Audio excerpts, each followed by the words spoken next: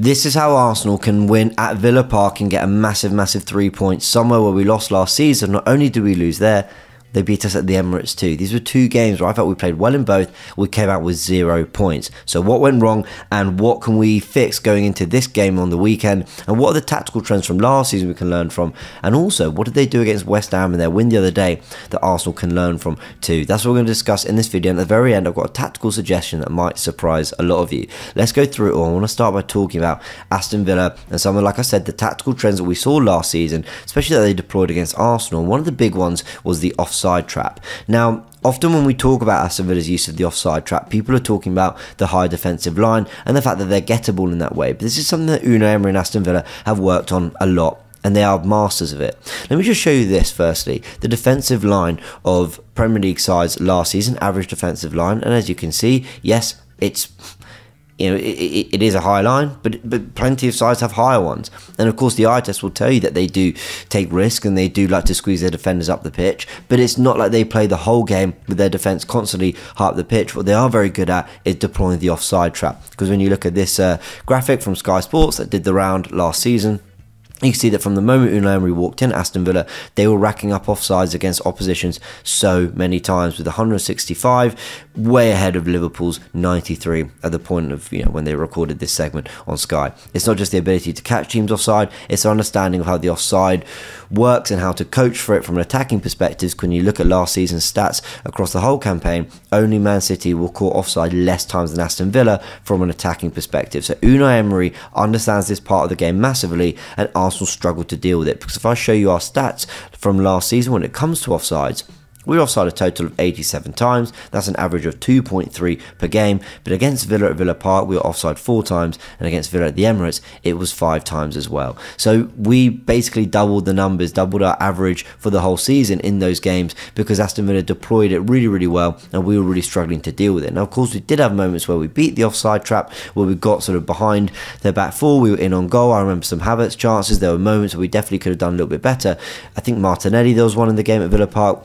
But largely we were kind of rushing the play because we felt there was space to attack, and Villa just had us in the palm of our hands for a lot of those games, or for a lot of the moments in those games, because of how well they understand the offside trap. Now, another thing that was a really kind of key part of those games, I felt, was Arsenal's high press, and the fact that we actually executed it really well. Our ability to win the ball back high, in their attack, opening third, in their build-up third, and creating sort of, it's not transition moments, what would you call it? Just create turnovers, I guess. Well, let me show you this, actually. This comes from Mark Our Stats. You can see that we had 7 high turnovers at Villa Park, but only 2 of them led to a shot. Not a single one led to a goal. And of course, Villa could say the exact same thing. But I just felt that away from home, we took the game to them in a week where they'd just gone to Villa Park, beaten Man City 1-0, totally controlled that game. Felt Arsenal did a lot more to, disrupt the flow of Villa's play, to create problems, to create discomfort in their build-up, but we didn't do anywhere near enough to actually punish them. And you saw this at the Emirates too. Again, 5 high turnovers,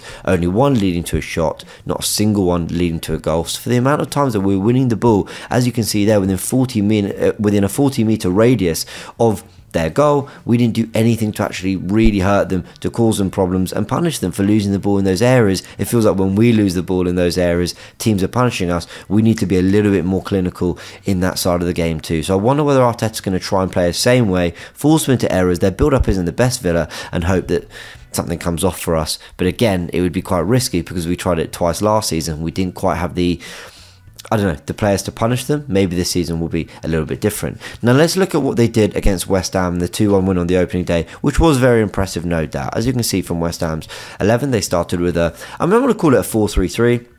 You could easily call it a 4-1-4-1 as it's displayed there. You could call it a 4-5-1. But really, again, we're talking about Kudus and Bowen being up there with Antonio in the front 3, and a midfield 3 of Paqueta, Soucek and Rodriguez.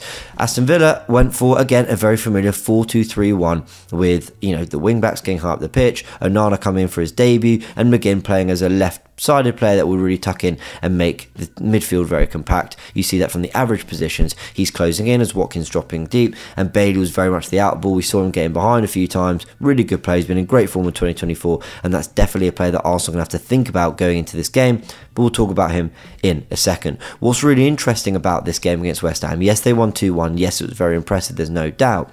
There were a few weaknesses in their game, and one of them was actually from an aerial perspective. They won 46% of their aerial duels against West Ham, and last season they averaged 48%, so less than half won against West Ham, and less than half for their average of last season. That made them the 5th worst in terms of aerial duels won in the league last season. So is this something that Arsenal could target? Because in the air, we've typically been very, very good. Now let's talk about how West Ham hurt them by going to the tactical power, which we have here. Now what we've got is the action that led to the penalty that led to West Ham's equaliser. Now, immediately, Souček is playing on the left of a midfield 3, and I know you all know where I'm going with this.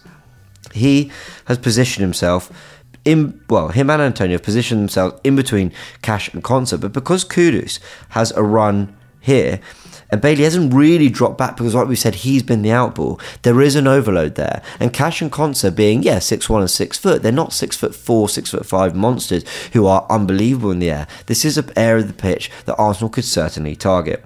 Let's clear that. And let's just show how it worked out, because as Paqueta launches this ball long, hits the penalty area, Konsa's actually not engaged in the duel, and they've doubled up Souček and Antonio on Cash and made life really difficult for him. Of course, he doesn't win the ball, it falls into the area, and eventually they win a penalty. You could debate amongst yourselves in the comment section whether the penalty was harsh or not. But again, West Ham generated a moment of panic for Villa by going long, by going direct, and targeting the fullback there. Now, there's another moment I haven't illustrated on the tactical pad where Somerville gets the ball out on the left, and again, a little bit of trickery, opens his body up, whips it into, again, that area of the pitch where it's kind of where the right centre-back would be. It caused them problems. Fulcrum gets an effort on goal. Doesn't do great with it. I think there's a slight deflection on the cross, and Emi Martinez claims it in the end. But what I do have is a recreation of a third moment where, again, let's make this all slightly smaller. Apologies. There we go. Kudus has the ball out on the right this time, and again, Souček is looking to target this area here.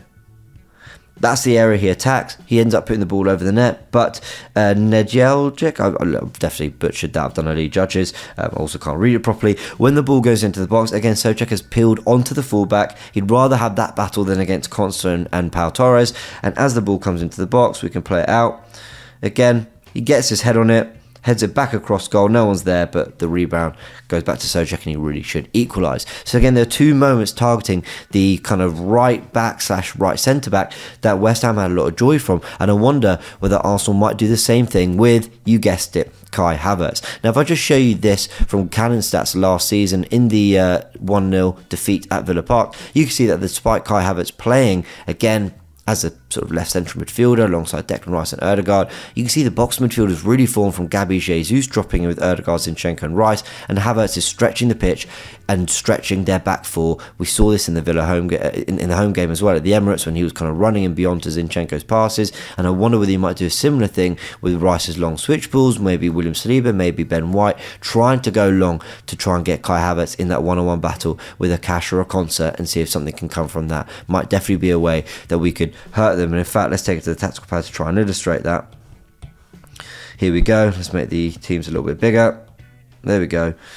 As we can see, these are kind of the expected 11s with both teams unchanged. That Partey, battle against Morgan Rogers is going to be interesting, and definitely something we'll talk about in just a sec. But again, I sort of wonder whether you remove him from that, you get Jesus in the team, you move Rice to 6, and you get Kai Havertz running and beyond to attack that area of the pitch and have a nice battle with Konsa and Cash. Could you also have him sort of floating into that 9 area, because Jesus is going to drop in as well? I'm really interested to see again whether Arteta's tempted to go for this. But like I've just mentioned, it's not just because of the long ball aspect and Havertz is running beyond, and the fact that we actually had some joy from it last season. There's another reason, and it is, as I mentioned, Morgan Rogers. Now let me just take you to his numbers against West Ham, because they're slightly concerning. So he ranked 3rd in the Aston Villa side for total duels throughout the game and 1st for possession wins. Thomas Partey, I was about to say Declan Rice, Thomas Partey was losing the ball a lot against Wolves, especially in the second half. A little bit clumsy in possession, passing was a bit, uncharacteristically inaccurate. And I just feel like he's lost his legs a little bit and isn't as aggressive in the duel. And I think Morgan Rogers could have a lot of joy targeting Thomas Partey. Again, he said Declan Rice. Targeting Thomas Partey when we are trying to play out the back through him. And of course, he is one of the first portal calls when it comes to our build-up. But the other thing that's concerning about Morgan Rogers is he ranked really highly for progressive carries, progressive distance, carries to the final third, and progressive passes received. A lot of the football's channeled through Morgan Rogers. And I just worry that having had a really good pre-season, apparently, I didn't watch him, but that's what everyone is saying about him, I could, see him like he did against West Ham. And if you watch the game back, he did this a lot. He was getting the ball and driving at their back four. I could see that be a problem for Thomas Partey, and I could see Declan Rice being a better matchup in that sense. If I show you Thomas Partey's FBref numbers from the last 365 days, in comparison to other midfielders across Europe's top 5 leagues, you can see that per 90, so I know he's had injuries, but it is per 90, he ranks really low for tackles in the middle third, tackles in the attacking third, dribblers tackled, and dribblers challenged. Now, when he is actually attempting to tackle dribblers, he's got quite a high success rate, as you can see, but he's not engaging anywhere near as much as he used to, or certainly nowhere near as much as other midfielders across Europe. Now, of course, Arsenal play with a lot of the ball, so he maybe doesn't have to do too much of this, but again, the numbers are really, really low. It just makes me think that that is not a good matchup for Arsenal. So bringing Declan Rice back to the 6, Havertz into midfield to tackle not only the kind of combative, dynamic side of Villa's midfield, but also to get Havertz attacking that left channel is something I think Arteta will be really, really tempted to do. So let me know, guys, is he going to go for this? A, because of the bit of breakdown I've done here, but B, because it nearly worked last season. I can see Arteta being really tempted. Now, the final thing I just want to touch on is this news from yesterday, which is that Mikel Merino is joining Arsenal. David Ornstein came in with this, saying that for 33.5 million euros plus the 5 million in add-ons, Arsenal will be getting their man. I'm happy with the fee. Listen, it's more than people were saying before. I don't really care. We're getting the player that we really, really wanted. I think he's going to fit in really well. I also think he'd have fit in brilliantly for this game when I talk about attacking the left channel, but dropping into midfield, being competitive against their midfield, because of course they've got Amadou Onana there. Mikel Merino would have been really good for this game, but we're going to have to play it without him, of course. If you want more details on Mikel Merino, why he fits perfectly into the squad, go watch this video where I broke down how he fits great in that left 8 position, how he's going to combine well with Martinelli and can add a lot to this Arsenal team. Hope you enjoyed this video. Let me know your score predictions in the comment section below, and subscribe to the channel if you haven't yet, if you're enjoying this kind of content and want more of it. Many thanks. See you soon.